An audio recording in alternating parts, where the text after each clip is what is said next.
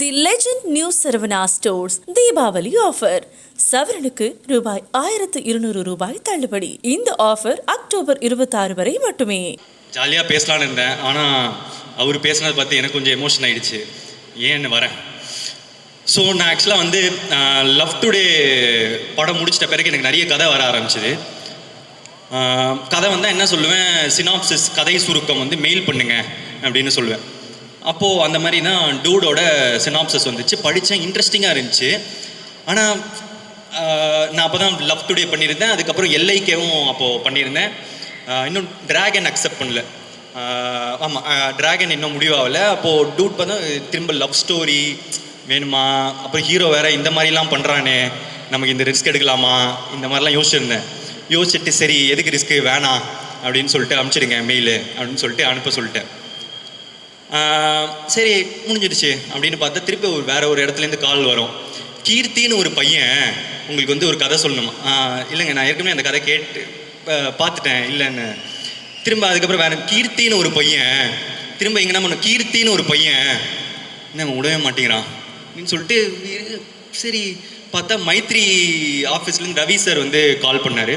Pradeep, I heard a really nice story. சொல்லுங்கள் sir. என்ன இல்லை கீர்த்தின்னு ஒரு பையன். சார் சொல்லுங்கள் சார். இல்லை அவர் வந்து நீங்கள் நடித்தா சூப்பராக இருக்கும் அப்படின்றாரு. சரி நான் சொல்லலை, நான் ஏற்கனவே இந்த கதை கேட்டிருந்தேன், ஐ மீன் படிச்சிருந்தேன் அப்படின்னு. சரி மைத்ரி வேறு பெரிய பெத்த ப்ரொடியூசர், கேட்டுருவோம்.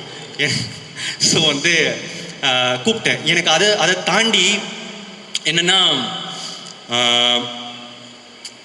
என்னடா நம்ம வேணான்னு சொல்லியும் நம்ம தான் வேணும்னு ஒருத்தன் சொல்கிறானே, யாரா அவனை நான் பார்த்தே ஆகணும் அப்படின்னு சொல்லிட்டு எனக்கு ரொம்ப ஆசை. சரி கூப்பிடுவோன்னு சொல்லிட்டு வந்தா தினிஷா ஒரு கேரக்டர் வருது. இந்த சட்டெல்லாம் வந்து போட்டுட்டு அந்த பட்டன் கூட இது வரைக்கும் இந்த லூஸா ரெண்டு கையும் இந்த மாதிரி வந்து அவுத்து விட்டுட்டு ஒரு இப்படி இந்த மாதிரி ஒருத்தர் வந்து நிற்கிறான். அதுதான் ஓகே சொன்ன உடனே கீர்த்தி சொல்லிட்டு ஷேக் ஹேண்ட் வேற சொல்லிட்டு உட்காந்து நான் வந்து கேட்குறேன், ஏன் ஒய் மீ அப்படின்னு கேட்டோடனே, இல்லை ப்ரோ நான் வந்து லவ் டுடே படம் பார்த்துட்டு எனக்கு ரொம்ப பிடிச்சிருந்துச்சி. அதுக்கப்புறம் நான் ஒரு கதை வச்சுருந்தேன், அது நீங்கள் பண்ணால் நல்லாயிருக்கும், நான் படம் பார்த்துட்டு வர உங்களுக்கு ஏற்ற மாதிரிலாம் வந்து மாற்றினேன் அப்படின்னாரு. எனக்கு ஏற்ற மாதிரி மாற்றினீங்களா? இதை நம்பலாமா நம்பக்கூடாதா? இவனை பார்த்தா நம்புற மாதிரி இல்லை, ஆனால் கேட்கறதுக்கு நல்லா இருக்கு. நம்பி ஏமாந்தா அப்புறமா சோகமாக இருக்கும். சரி நம்பினா இப்போ சந்தோஷமாக இருக்கும், நம்பி தொலைவோம் அப்படின்னு சொல்லி கதையை சொல்லுங்க அப்படின்னு சொல்லி கேட்க ஆரம்பித்தேன். அப்புறம் கதை சொல்ல ஆரம்பித்தார். Scene by scene, dialogue by dialogue நிறுத்திட்டார். நான் வந்து தெரிச்சிட்டேங்க உண்மையாக. இந்த கதை நரேஷன் முடிச்சிட்ட பிறகு ஆனால் எனக்கு ஒரு சின்ன டவுட், அதே தான் லவ் ஸ்டோரி இப்போது திரும்ப 2 படத்துக்கு இது பண்ணணுமா அப்படின்னு மனசில் ஓடிட்டே இருந்துச்சு. இல்லைங்க அப்புறம் பண்ணலாம், உங்களுக்கு திரும்ப நான் எதாவது பண்ணுற டைமில் நான் உங்களுக்கு சொல்கிறேன், நீங்கள் ஃப்ரீயாக இருந்தீங்கன்னா நம்ம ஒர்க் பண்ணலாம் அப்படின்னு சொல்லியிருந்தேன். சரி அவ்வளோதான் முடிச்சிட்டோம், இவரை பார்த்தாச்சு அப்படின்னு சொல்லி விட்டுட்டு அடுத்த நாள் ப்ரொடியூசரை கூப்பிட்டு வந்துட்டாருங்க. ப்ரொடியூசரை கூப்பிட்டு வந்து திரும்ப வந்து இல்லை நீங்கள் நினைக்கிற மாதிரி இது லவ் ஸ்டோரி மட்டும் இல்லை அப்படின்னு வந்து என்கிட்ட எனக்கு எக்ஸ்பிளைன் பண்ணுறாங்க. எனக்கு அப்போது அவ்வளோவா புரியல, இது வந்து ஃபேமிலி என்டர்டெய்னர் அது இதுன்னு சொல்கிறாங்க. பட் எனக்கு இருந்த குழப்பம் இருந்துக்கிட்டே இருந்துச்சு. இது இல்லை சார் நம்ம அப்புறம் பண்ணலாம் அப்படின்னு சொல்லிட்டு விட்டுட்டேங்க. ஒரு 4-5-6 மாதம் அப்படியே போச்சு. ஆனால் மனசில் ஓடிக்கிட்டே இருக்குது கதை. எந்த ஷூட்டிங் போயிட்டு வந்தாலும் வந்து சில நேரத்தில் கனவுலலாம் வரும் சில டைலாக்ஸ். ஸோ திடீர்னு ஒரு நாள் எழுந்திரிச்சிட்டு ரமேஷ் என்னோட ஆளினால் அவர்கிட்ட வந்து சொன்னேன், அவர் டைரக்டர் என்ன பண்ணுறாருன்னு கேளுங்க அப்படின்னு வந்து கேட்டிருந்தேன். அப்போது சொன்னாங்க, ப்ரோ அவர் வந்து வேற ஒருத்தர்கிட்ட சொல்லி ஓகே பண்ணிட்டாரா, இருந்தாலும் உங்களை மீட் பண்ணணுன்னு கேட்குறாரு அப்படின்னு. சரி வர சொல்லுங்கள் சொல்லிட்டு வந்துட்டு சொன்னாங்க,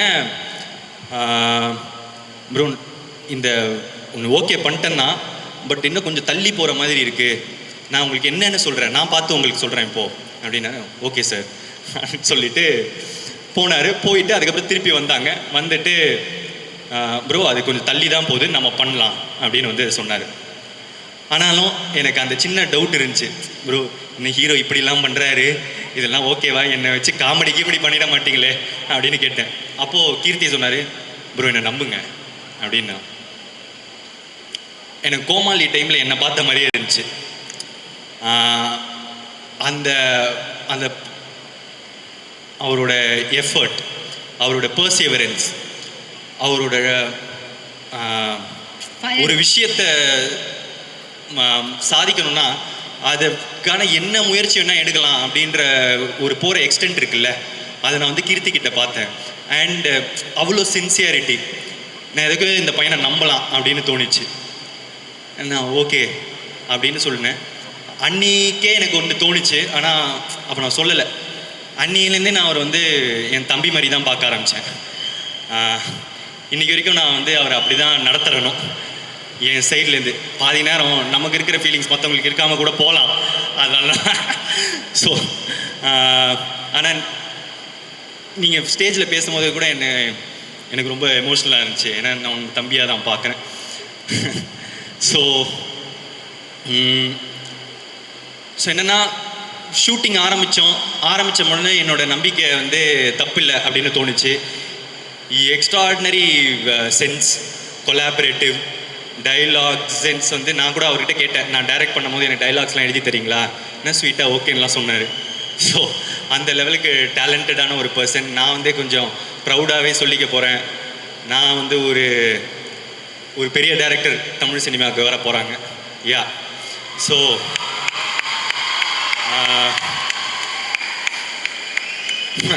ஸோ இந்த மாதிரி நம்ம ஒருத்தரை ஃபஸ்ட்டு டைம் பார்க்கும்போது அவங்கள பற்றி என்னென்னமோ நினச்சிருப்போம்.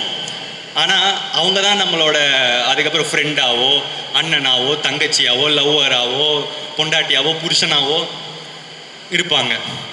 அந்த மாதிரி உங்கள் வாழ்க்கையில் இருக்கிறவங்கள இந்த வீடியோக்கு கீழே டேக் பண்ணுங்க. இல்லை எப்படி இருந்தாலும் ஒரு 10 செகண்ட் தான் வைரல் ஆகும். ஸோ நானே சொல்லிடுறேன். ஸோ எஸ் கீர்த்தி.